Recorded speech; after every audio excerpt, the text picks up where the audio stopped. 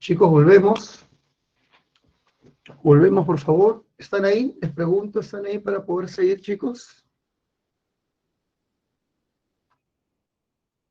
Perfecto, sigamos. Como te estaba mencionando sobre el boom pesquero, se trató de una revolución de la pesca peruana. Esta revolución fue impulsada por empresarios de clase media, siendo el más representativo Luis Banquero Rossi, quien inició la producción de harina y aceite de pescado, esto como alimento del ganado europeo.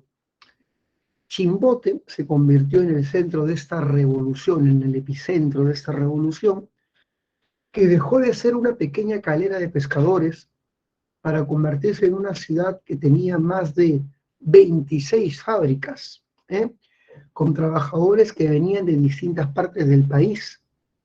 Se construyeron modernos astilleros para fabricar embarcaciones de avanzada llamadas bolicheras. Se van a importar radares para detectar los cardúmenes de peces, helicópteros para poder volar por la costa y ver a los grandes masas de anchoveta. Se traen modernas redes de nylon traídas de California. O sea, hay una modernización de la industria. Para 1964, el Perú ha superado a Japón y se convierte en la primera potencia pesquera del mundo. Perú, primera potencia pesquera del mundo. Fue un logro de nuestra clase media, básicamente de estos empresarios emprendedores. Muy bien. Debes saber que, por otro lado, en el plano social, se estaban dando las famosas movilizaciones campesinas. En el campo, los sindicatos campesinos, organizados ya en sindicatos, comienzan a hacer huelgas, comienzan a hacer marchas, a desacatar los mandatos judiciales y comienzan la toma de tierras, surgiendo la necesidad de la reforma agraria. Estas movilizaciones campesinas se van a dar sobre todo en Cerro de Pasco y en Cusco. En Cusco había una zona llamada la Convención. Fue la Convención donde se dio la movilización más radical.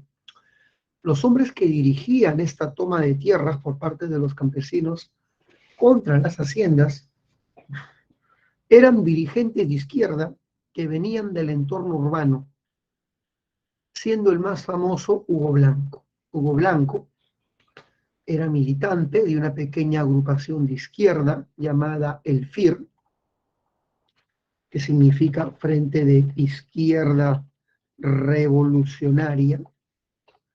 Su objetivo era promover la revolución social, promover la revolución socialista en el campo, con apoyo campesino. Este hombre llega al Cusco, se enrola como trabajador en la zona de la Convención y con el tiempo comienza a dirigir estos movimientos para radicalizarlos. Y él es el que organiza la toma de tierras. Los campesinos del Cusco ingresaban a las haciendas con sus vacas, haciendo vivas, y tomaban parte de estas, sosteniendo que estaban recuperando el territorio arrebatado a las comunidades cuando estas haciendas se expandían, ¿no? Reivindicando el territorio arrebatado, como recuperando las parcelas o zonas que las haciendas habían absorbido en su ilegal expansión en el siglo XIX. Así que él dirigió la toma de tierras. La violencia comenzó a darse, la Guardia Civil comenzó a reprimir, los campesinos se radicalizaron y el gobierno envió a Pedro Beltrán para hacer una evaluación de la situación social en el campo y él anunció que la reforma agraria era una necesidad, era inminente. Es así que se crea el Instituto Nacional de Reforma Agraria y la reforma agraria comienza a planificarse. Bueno, a manera de otros datos ya más anecdóticos, en esta época nace Senati para el desarrollo de la educación técnica y en esta época nace el Comando Conjunto de las Fuerzas Armadas para integrar a Ejército, Marina y Aviación. Muy bien. Se me olvidaba. En esta época surgen partidos de clase media moderada y universitaria, de clase media moderada y reformista. Su base social serán los universitarios y profesionales. Estos partidos serán Acción Popular y Democracia Cristiana. Acción Popular nacerá desde la UNI por un famoso arquitecto llamado Fernando Belaúnde Terry. Fernando Belaúnde era arquitecto y él crea este partido, quien promovía reformas, pero sin llegar a la revolución social. Por eso te digo que es un partido reformista moderado, de clase media, universitaria y profesional. Otro partido con similares características fue Democracia Cristiana, que se crea en torno a la Universidad La Católica. Su líder se llama Héctor Cornejo. Héctor Cornejo. Ambos partidos, con ideas muy similares, van a formar una coalición, una alianza partidaria, que dicho sea de paso se llamó así, la Alianza, y participaron en los procesos electorales de 1962. Con eso hemos terminado de hablar de toda la problemática del gobierno de Prado, la convivencia, siendo lo más importante de este gobierno el boom pesquero. Ya está. Chicos, ¿hasta ahí se entendió? ¿Vamos bien? ¿Vamos bien? Porque pasamos ya al siguiente gobierno. ¿Vamos bien, chicos? Pregunto. En las elecciones de 1962 se presentan 3 partidos. Lo importante del boom pesquero, dice Yadira. La exportación de harina y aceite de pescado, Yadira. Y que esto permitió convertir al Perú en la primera potencia del mundo en la pesca en 1964. Ya está. Sigamos. En las elecciones de 1962 participa Acción Popular con Fernando Belaúnde Terry. Participa el Partido Aprista Peruano con Víctor Raúl. Y participa, hijo mío, Odría con su partido el 1. ¿Cómo se dio el resultado electoral? El APRA obtuvo el 32%, Acción Popular 31%, y Odría el 28%. Fue una de las elecciones más peleadas de nuestra historia republicana, pero ninguno de estos partidos llegó al tercio requerido para ser nombrado presidente, y Prado le anunció a Víctor Raúl de que las Fuerzas Armadas iban a vetar su candidatura. Así que Víctor Raúl decidió transferir sus votos a Odría. En vez de transferirlos a Belaúnde, cuyo partido estaba teniendo mucha popularidad, prefirió transferir sus votos a Odría, lo cual fue escandaloso, ya que una alianza entre el APRA y Odría sería una alianza con el peor verdugo de su historia. Odría es el verdugo del APRA. ¿Cómo hacer una alianza con este partido? Y es escandaloso.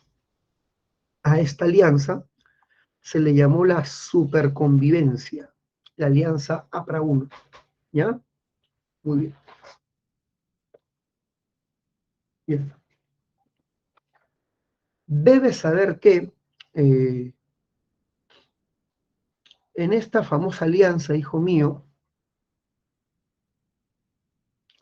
en esta famosa alianza, Odría iba a ser el candidato oficial. Odría iba a ser el candidato que asume el gobierno, y así lo anunció en una entrevista en Canal 13, en la reciente inaugurada televisión peruana. Odría se presentaba como el siguiente presidente, pero la programación se interrumpió cuando le llega un mensaje de que le habían hecho golpe de Estado. Prado había sido derrotado oficialmente con un golpe de Estado de las Fuerzas Armadas. Detrás de este golpe no había ningún caudillo, era un golpe realizado por las Fuerzas Armadas como institución, el primer golpe institucional de las Fuerzas Armadas. ¿Mm? Debes saber que el pretexto que utilizó las Fuerzas Armadas para este golpe fue un fraude electoral, un fraude que estaba siendo reclamado por Belaúnde. Así que las Fuerzas Armadas dicen, hubo fraude, le hicieron golpe a Prado y evitaron que el poder lo tome Odría. Es así como comienza el gobierno de la Junta Militar de 1962. El gobierno de la Junta Militar fue un gobierno provisorio que va del 62 a 63. Fue el gobierno de 4 grandes generales, así que se puede hablar de una tetrarquía. Una tetrarquía, maldición.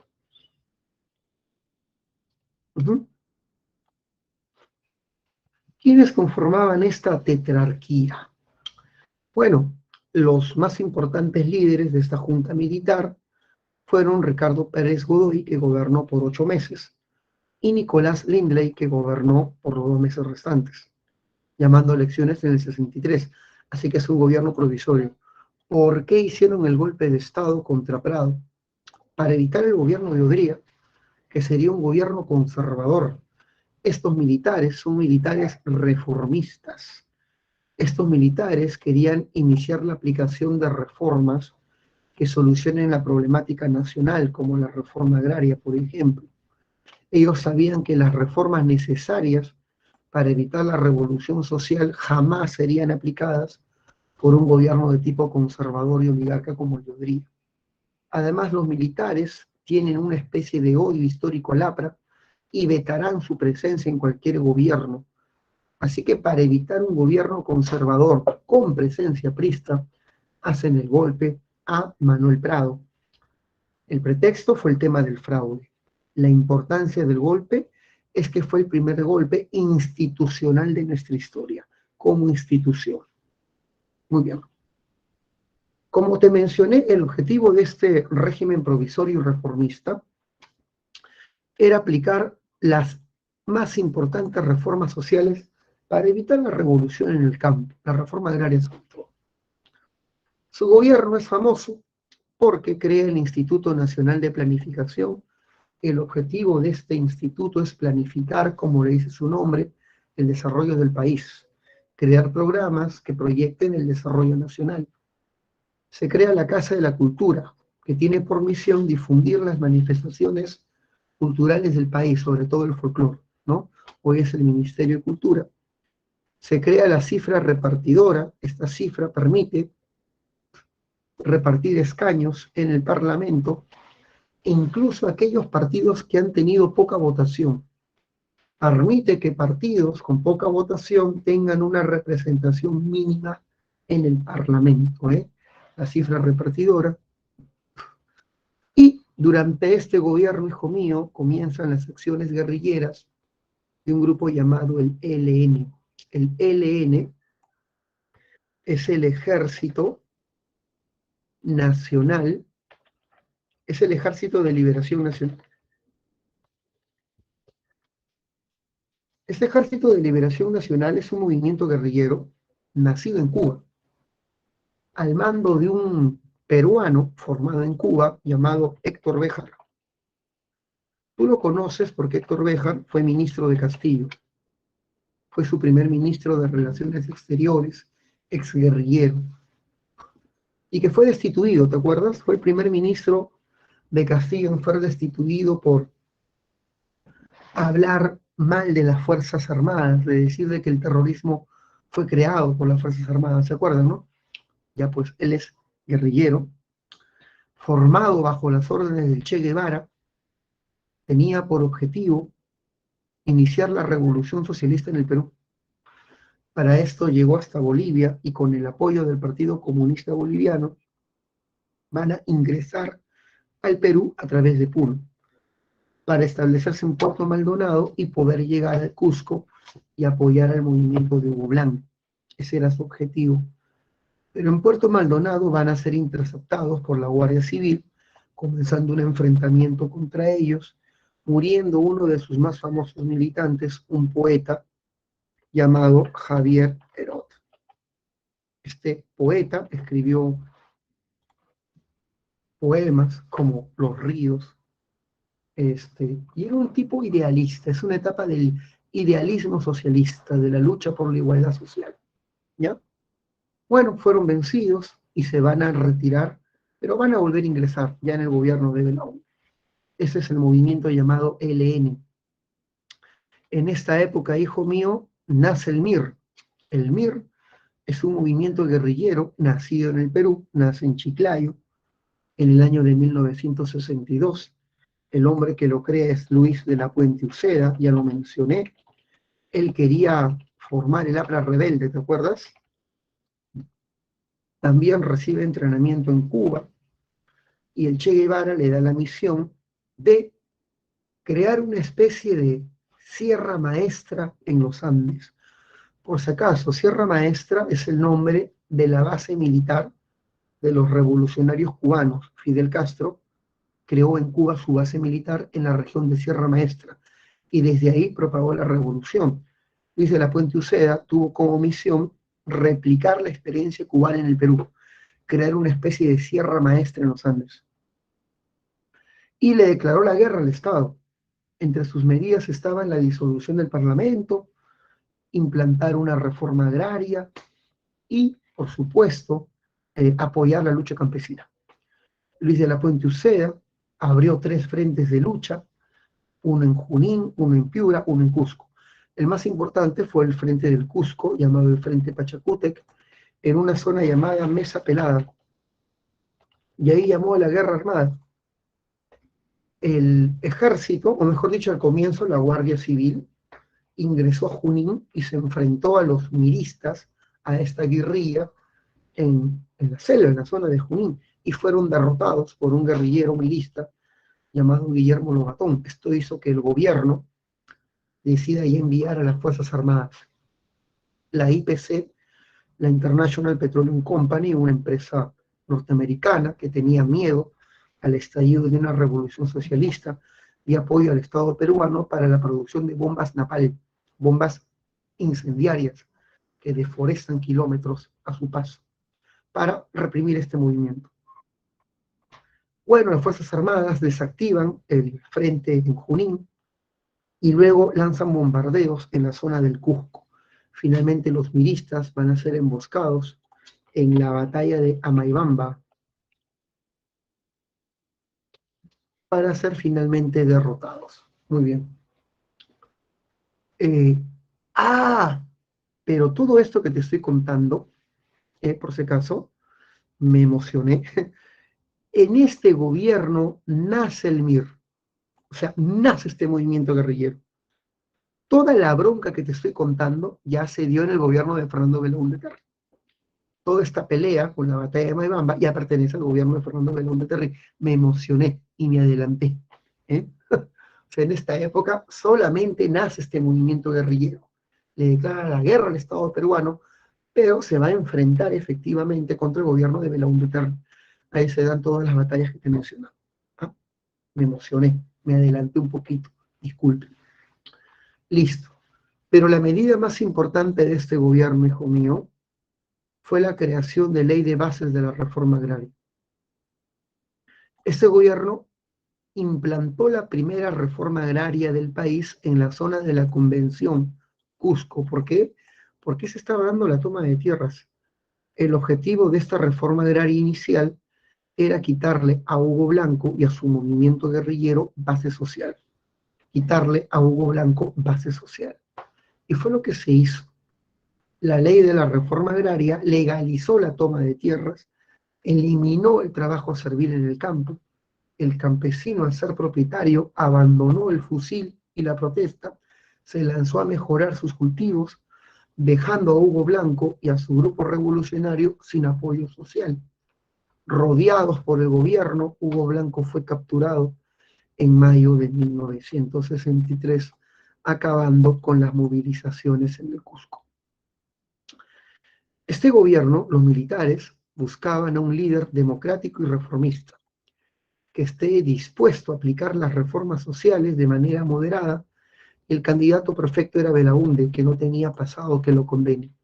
Así que las Fuerzas Armadas apoyan la candidatura de Belaúnde y ese triunfo en 1963.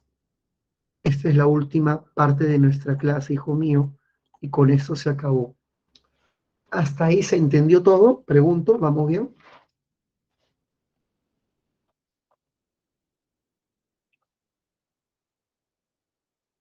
Excelente. Ya sé qué va a decir Yadira, ya sé qué va a decir Yadira.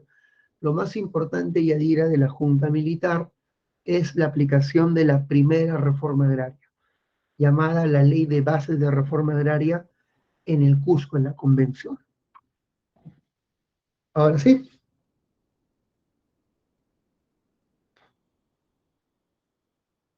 Ya está.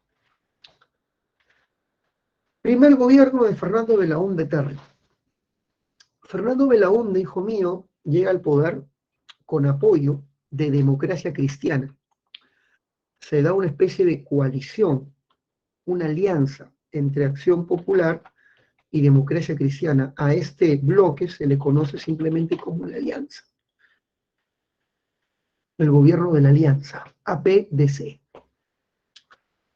El gobierno de Belaúnde Terry fue un gobierno democrático y reformista que prometió una serie de reformas en materia agraria, una reforma en el sistema tributario y prometió solucionar el problema del petróleo. El país tenía un problema con una empresa que tenía millones de impuestos atrasados, llamada la IPC, la International Petroleum Company. Esta empresa había recibido demasiados beneficios tributarios de parte de un presidente entreguista que fue, pues, Leguía. Leguía le dio tantos beneficios tributarios que esta empresa depredaba el petróleo de forma impune, casi sin pagar impuestos. Así que él prometió solucionar el problema del petróleo, negociar con la IPC un nuevo contrato. Dijo que solucionaría esto en 100 días al llegar al poder, cosa que no hacía, se demoró bastante más. Bueno, este presidente tuvo que enfrentar la agobiante oposición del Parlamento. El Parlamento se encontraba dominado por el partido aprista y el partido de Odría, el UNO, formándose la alianza APRA-UNO llamada la superconvivencia, también conocida como la coalición. Ya está. Ya está. Debes saber de que este Congreso de oposición bloqueaba cualquier intento de reforma, censuraba ministros, eran una mayoría insuperable y nada podía hacer el gobierno sin su aprobación, dándose la figura del impasse, la confrontación ejecutivo-legislativo que tanto daño le ha hecho a nuestro país a lo largo de la historia. Muy bien. Este presidente es famoso porque durante su gobierno decidió restablecer las elecciones municipales. Las elecciones municipales habían sido eliminadas desde la época de Leguía y las restablece. Por la ley de las municipalidades se llaman elecciones y participan dos candidatos famosos. Por un lado, la mujer de Odría, María Delgado, y por otro lado, un candidato de la Alianza, Luis Bedoya Reyes. ¡Ah, demonios! Chicos, me cuesta hablar, estoy hablando en la justa. Estoy con un dolor de barriga que no te imaginas. No sé por qué me dio, pero me está dando. Estoy con retorcijones y estoy así. Ya, discúlpeme, pero me cuesta hablar. Ya, sigamos. Gana Luis Bedoya y gana en 1963 y es reelegido. O sea, va a tener dos gobiernos ediles seguidos. Luis Bedoya Reyes es famoso por construir la vía expresa. Famoso Luis Bedoya porque este candidato era muy carismático. Tenía una nariz grande y curva. Los que se burlaban de él, sus enemigos, lo llamaban el Tucán, Luis Bedoya Reyes, pero él utilizaba estas críticas y decía, yo soy el Tucán, tu candidato, y sabía cómo sacar ventaja de todo esto. El tipo tenía un carisma enorme, y fue uno de los pocos alcaldes de nuestra historia que se puede decir que se fue a la tumba sin ninguna denuncia de corrupción. Son de los poquitos, de los contados, no pasan de 5, creo. Muy bien, un hombre correcto hasta el final de su vida. Se murió, me parece, el año pasado, o este año creo, el Tucán Luis Bedoya Reyes. Muy bien. Se murió el año pasado, me parece. Muy bien. Ya, debes saber de que con el tiempo Luis Bedoya Reyes se separa de Democracia Cristiana y forma su propio partido, el PPC. Es el fundador del PPC, partido actual, representado por Luis de Flores Nano. Aquí está. El famoso Belaunde creó el Banco de la Nación. Este banco fue creado para reemplazar a la Caja de Depósitos y Consignaciones para convertirse en la nueva institución que se encargue de la recaudación nacional. El Banco de la Nación se encargaría de la recaudación tributaria. Durante su gobierno, hijo mío, se incrementan las exportaciones en materia de minerales, en materia pesquera, sobre todo los ingresos de algún pesquero, y van a permitir a Belaunde una serie de obras públicas, como por ejemplo, tenemos aquí, bueno, no está, pero yo lo voy a colocar, tenemos la Residencial San Felipe. A diferencia de las unidades vecinales de Odría, dirigidos a los sectores populares, la Residencial San Felipe estaba dirigida a la clase media. Es una residencial completa, tiene cine, instituciones de gobierno, tiene hospital, comisaría, completamente autónomo, una de las mejores construidas, y está en Jesús María, la Residencial San Felipe, dirigida a la clase media. El famoso Belaunde construye la refinería de la Pampilla. Esta está en Ventanilla. Y se construyó para competir con la refinería de la IPC en la elaboración de hidrocarburos. En ese momento la única refinería peruana era una norteamericana, la de IPC, que estaba en Talara. Bueno, el Estado creó una más, la de la Pampilla, para competir en el refinamiento de hidrocarburos, una empresa del Estado. En esta época, hijo mío, se construye el moderno aeropuerto Jorge Chávez. Este aeropuerto, el Jorge Chávez, en su momento fue el aeropuerto más moderno de Sudamérica. En su momento fue el aeropuerto hegemónico de Sudamérica. En su momento, cuando se construyó. Ya está, grandes obras públicas. Y es famoso por promover obras públicas en el interior del país, tratando de conciliar, desarrolló un programa de obras públicas con apoyo popular llamado Programa de Cooperación Popular. ¿En qué consiste? Con este programa se buscaba conciliar el financiamiento estatal y la mano de obra comunal en la realización de obra pública. Me explico. El Estado financia la obra pública, por ejemplo, una posta médica en un pueblito del interior del país. Coloca materia prima y lleva técnicos ingenieros. Pero la mano de obra se va a proporcionar por la misma comunidad. La comunidad acostumbrada a esto de las faenas comunales, sin cobrar un salario, trabajarán en la realización de esta obra pública en beneficio de su propia comunidad. Como el Estado no paga por mano de obra, se ahorra mucho la realización de esta obra y se podía replicar muchas de estas postas, colegios, losas deportivas en el interior del país. Fue un programa muy popular del gobierno, muy popular y bastante acertado, por cierto. El gobierno de Belaunde desarrolló la famosa carretera marginal de la selva, pues tenía por objetivo integrar la Amazonía al resto del país y con otros países.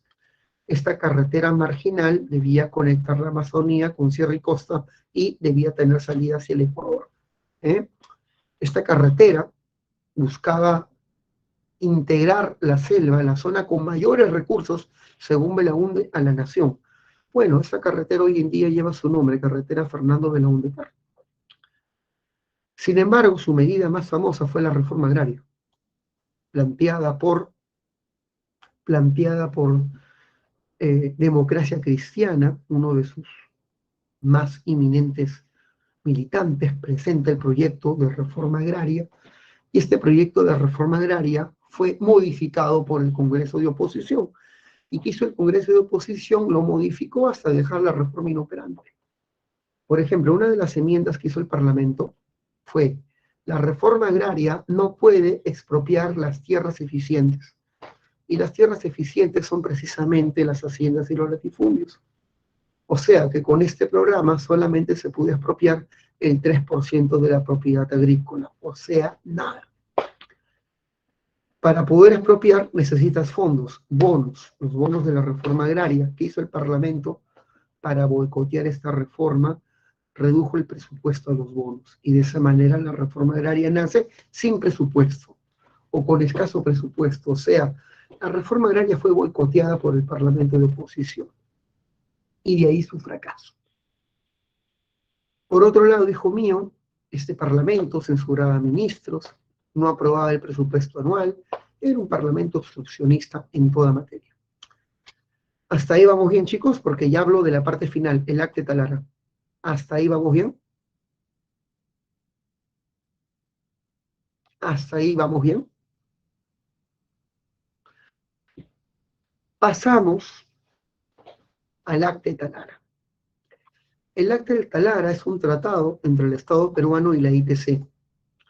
Con este tratado el Estado buscaba colocar mejores condiciones con respecto a la explotación de los pozos de Labrín y Pariñas, ubicadas en Talara, Piura.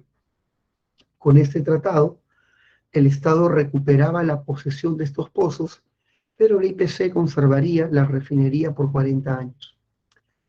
Con este tratado, el Perú anunciaba la recuperación del petróleo para nuestro Estado, así que fue presentado como un tratado nacionalista, reivindicativo para la patria. Y así se presentó el tratado como un triunfo del Perú. Sin embargo, la revista Oiga comenzó investigaciones para estudiar las verdaderas cláusulas del tratado.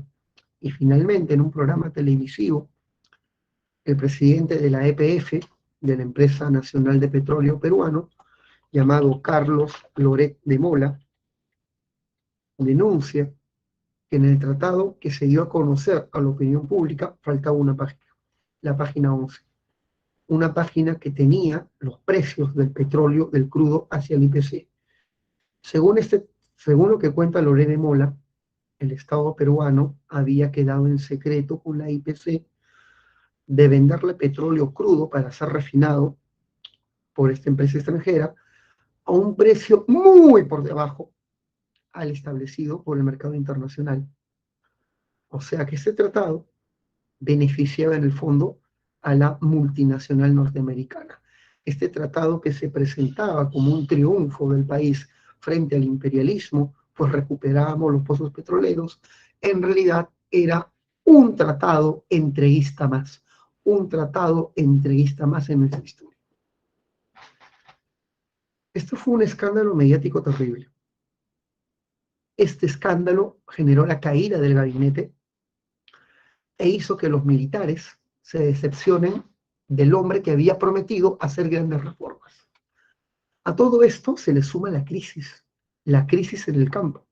En esta época el Estado se enfrenta al MIR de Luis de la Puente Uceda. Aquí se dan las grandes batallas en Junín y en Mesa Pelada, Cusco, la batalla de Amaibamba, en la que fue vencido este líder guerrillero del MIR. Hijo mío, los civiles habían demostrado que eran incapaces de aplicar reformas por la vía democrática. El gobierno de Belaúnde había fracasado. Sus reformas no eran aplicadas por la oposición del Parlamento. Su gobierno vivía una terrible convulsión social, la guerrilla del MIR. Y estalló una crisis económica en el 67, llamada crisis devaluatoria, La moneda se devaluó terriblemente frente al dólar, generando inflación y parálisis de obras públicas, desempleo y protestas. Hace que crisis de devaluación, crisis política, crisis social, había fracasado el gobierno de la UNE y se buscaba un pretexto para derrotarlo, y el pretexto fue el escándalo de la página 11. Esto fue tomado por los militares reformistas dirigidos por Juan Velasco Alvarado para hacer el golpe del 3 de octubre. En la madrugada del 3 de octubre, un batallón de asalto cayó sobre el Palacio de Gobierno en la madrugada. Tanques, Sherman, tumban la reja del palacio, ingresan al patio, y el presidente sacado así a la fuerza, el presidente muy ofuscado, gritando, ¿eh? Han traicionado este régimen democrático, militares golpistas, disparen si se atreven, mátenme, cará, decía con sus lisuras, ¿eh? Disparen, cobardes, pero se lo llevaron al aeropuerto Jorge Chávez y termina desterrado en la Argentina. Al día siguiente un helicóptero, misma película de cine, desciende en Palacio de Gobierno y desciende Velasco, quien anuncia la implantación del gobierno más radical de nuestra historia, el gobierno revolucionario de las Fuerzas Armadas. Este fue el golpe del 3 de octubre de 1968. Listo, chicos, vamos a pasar a la resolución de las preguntas. Pero hasta ahí, ¿todo está claro? Pregunto, ¿todo has entendido? Claro que sí, Daniela, vamos a leer a diapositiva 4.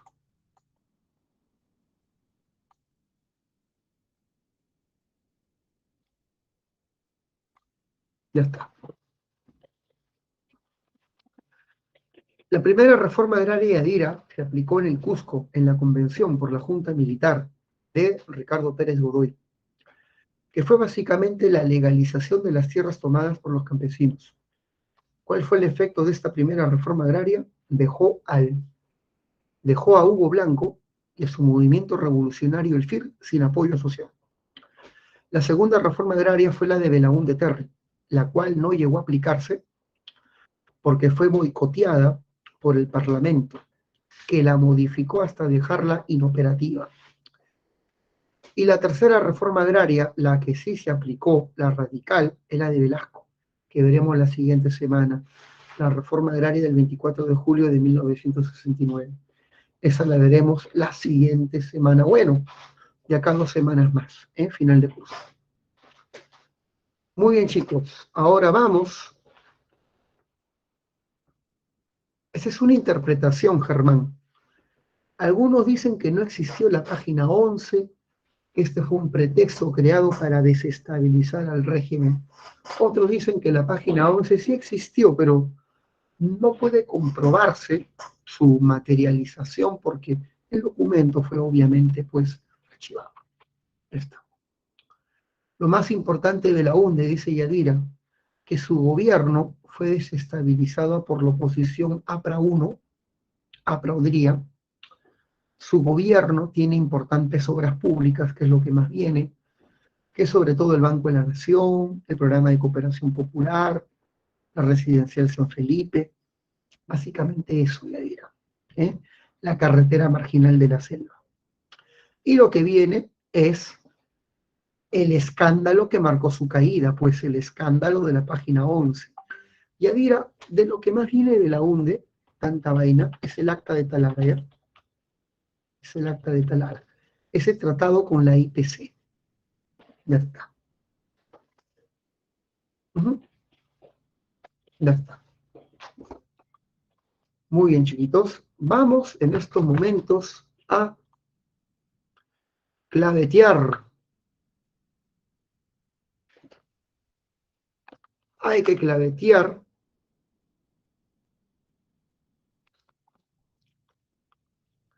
A ver, por si acaso, quiero que hagan las siguientes correcciones en su material.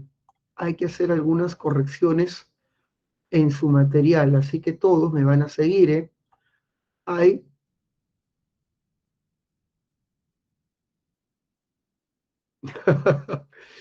Como decía mi amigo, el APRA nunca muere, pero siempre Muy bien. Siempre joroba, siempre joroba. Ya está. Hay que hacer correcciones. En la pregunta 3, acá tienen que poner 1, 2, 3 y 4. Hagan esa corrección. ¿eh? Para poder comenzar con la resolución. En la pregunta 4 han habido problemas de digitación, chicos, por si acaso. Solamente digitación. Acá también tiene que ir 1, 2, 3 y 4. No hay ese problema, hijo mío. Digitación nomás, ¿no? No el contenido.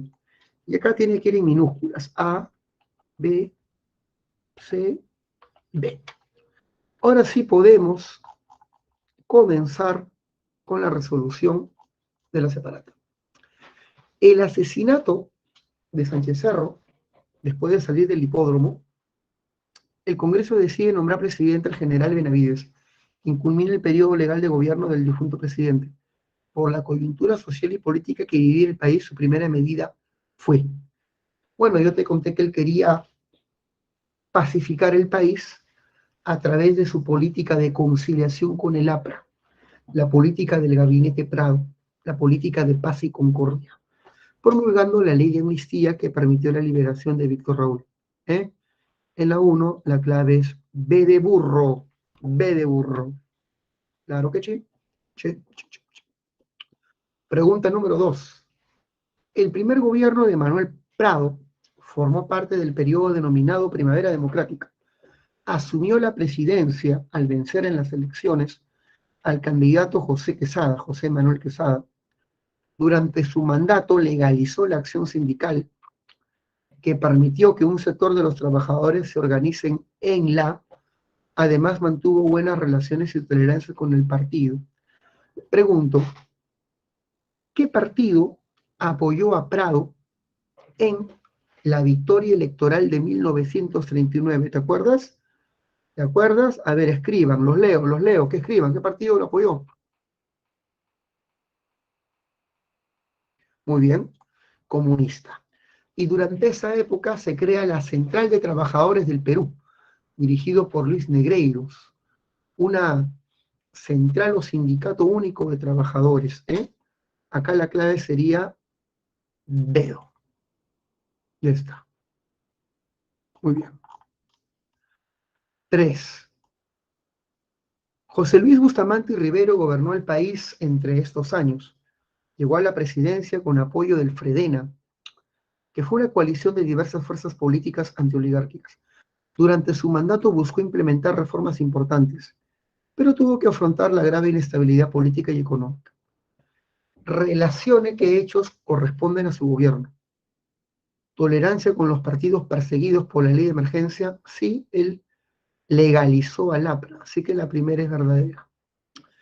El APRA y la Alianza Nacional se unieron para obstaculizar el gobierno. Bueno, obstaculizaron el gobierno cada quien por su cuenta. No se unieron, ¿ah?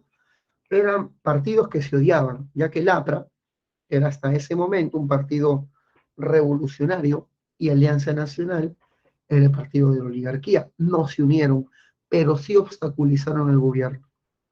Muy bien, sigamos. Implementó, o sea, que esa es falsa.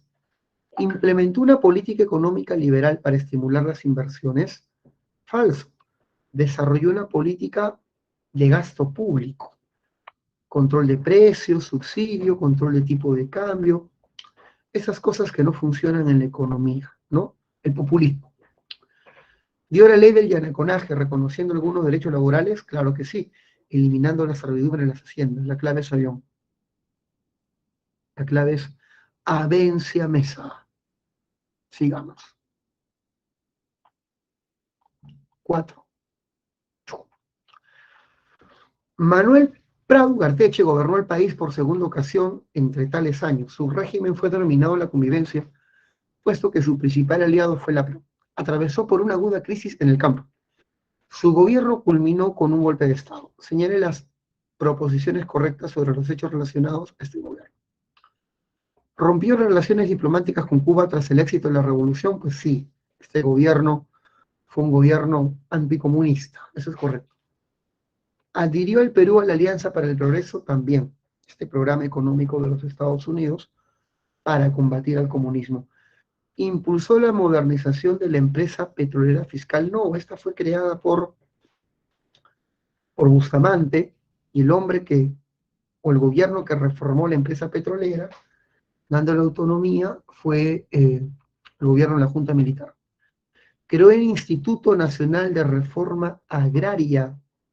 Sí, durante su gobierno se crea eso para planear la reforma agraria ante la toma de tierras en el Cusco, la convención. La clave sería 1, 2 y 4. Cachudo. Muy bien. Y 5, relacionemos. Dice así: en las elecciones convocadas por la Junta Militar en 1963, Fernando Belaúnde logró obtener la mayoría de votos con la que lo convirtió en presidente del Perú, culminando con el golpe de Estado de Juan Velasco Alvarado en el 68. A partir de los distintos aspectos que caracterizaron a su gobierno, relacionarlos con cada uno de los hechos que le corresponden. Hay que relacionar cada aspecto con el suceso respectivo.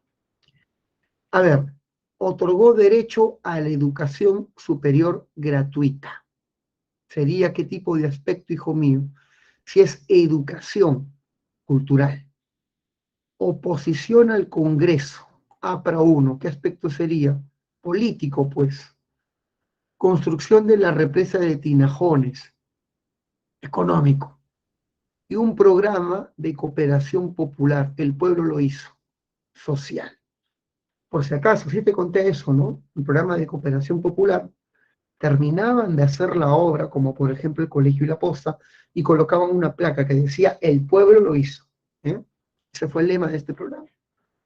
¿Cuál sería la clave a partir de ello? Bueno, ya relacionas y la clave sería eso. Muy bien. Chicos, muchas gracias por su atención. ¿Tienen alguna pregunta? Háganla, porque tengo que quedarme hasta la 1:05. Así que 5 minutos de preguntas. Recuerden, si algo no ha quedado claro, consultar con el multichat. El multichat es la herramienta que te va a permitir consolidar tu aprendizaje a través de la resolución de preguntas por una gama de profesores dedicados exclusivamente a ello. Profesores de los mejores. Así que, por favor, chicos, utilizar esta herramienta gratuita que te da la pre. Ya si no lo utilizas, eres recontramonte. ¿Ya? A ver, ahora sí. ¿Alguna pregunta antes de irme? Sí, Alexander, la misión Kegmeier fue una misión de economistas norteamericanos que llegó al Perú para hacer una reforma en materia monetaria y financiera, para hacer que el Perú afronte de mejor manera la Gran Depresión de los 30. ¿Cuáles fueron las propuestas? Una reforma del Banco de Reserva, convirtiéndose en el BCR, la creación de la ley de bancas, la superintendencia de bancos y seguros y el abandono del patrón Moro. Fueron las propuestas de la misión Kegmeier-Alexander. Muy bien. ¿Alguien más tiene otra pregunta? Vamos, vamos, aprovecha, aprovecha. Tenemos 5 minutos. Hablemos de política. Hablemos del caso Jennifer Paredes, si quieren. Hablemos 5 minutos libres de preguntas abiertas. Hablemos de fútbol, los convocados de Reynoso. Hablemos de videojuegos, de Melgar, que ya viene su partido con el equipo ecuatoriano. ¿Cómo se llama ese equipo? Del Valle, ¿cómo se llama? Se me fue. Independiente del Valle. Hablemos de José Basadre, nuevo historiador creado por nuestro presidente. Nuevo historiador que apareció en la mente de nuestro presidente. Listo. Ya, hablemos, chicos, estos últimos 5 minutos.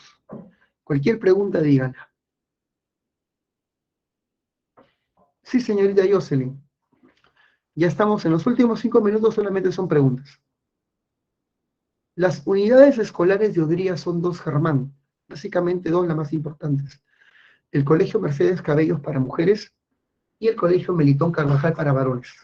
Fueron unidades escolares gigantescas que reproducían los cuarteles del ejército. Ujú. Ya está, Germán. Ya está, Germán. ¿Quién más? Otra pregunta. Ah, ¿y por qué debía crear grandes unidades escolares, Germán? Porque se incrementó la población limeña debido al proceso migratorio. Por eso, ¿eh? Muy bien. ¿Por ahí quién se anima? Hablemos de fútbol internacional, si gusta.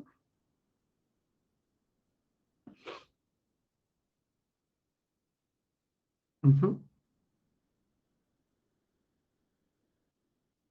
No, Pelinor, no, Pelinor, ¿cómo te gusta abrir las heridas que aún no están curadas? Hablemos de Antauro Humala. Bueno, ya salió de prisión. A mí me parece que este hombre tiene un público entre la población radicalizada de provincia y alguna población radicalizada de Lima, pero es un grupo pequeño, es un grupo chico, ¿eh? En realidad, guste o no nos guste, la democracia es el menor de los males. Pero este grupo de los etnocaceristas tienen un discurso que linda y se acerca al fascismo, ¿ah? La configuración de un grupo revolucionario a partir de una raza, que en este caso es la indígena mestiza. La exaltación de la figura del líder, el culto al líder, que en este caso es Antauro. La propuesta de implantar un Estado totalitario que impulse la refundación de la República es otra propuesta del fascismo. Y la creación de grupos paramilitares, en este caso los reservistas antauristas, que asaltaron Andahuaylas con el famoso Andahuaylazo. Tiene todas las características de lo que podríamos llamar fascismo andino. Fascismo andino. ¿Eh? Ya pues chicos. Los grupos que siguen a estos movimientos tan radicales son grupos básicamente muy extremistas de los sectores más empobrecidos de provincia o de la clase media más radical que puedas encontrar. Y hay ideas hasta retrógradas, ¿eh? Hasta retrógradas. Uh-huh.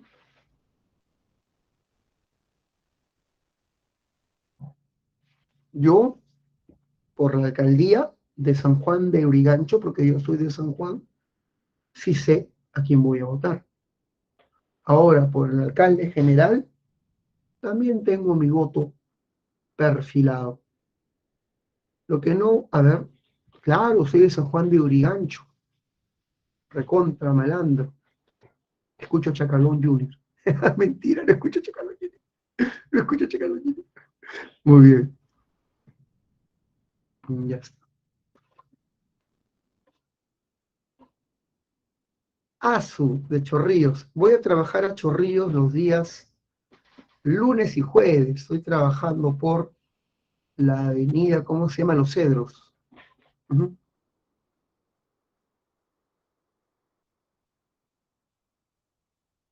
Hay gente que viene de Ate Santa Clara, a su diablo.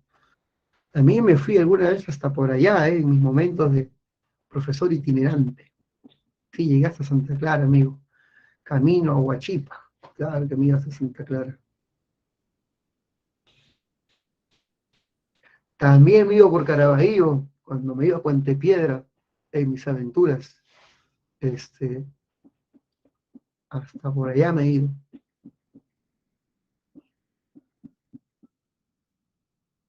¿Tienes agua, Germán? Sí tiene agua. Chicos, 1:05, se cumplió la hora. Nos estamos viendo. Un abrazo para todos. Se me cuidan, ¿eh? Se me cuidan. Sí, bien malo, bien malo. nos vemos, chao.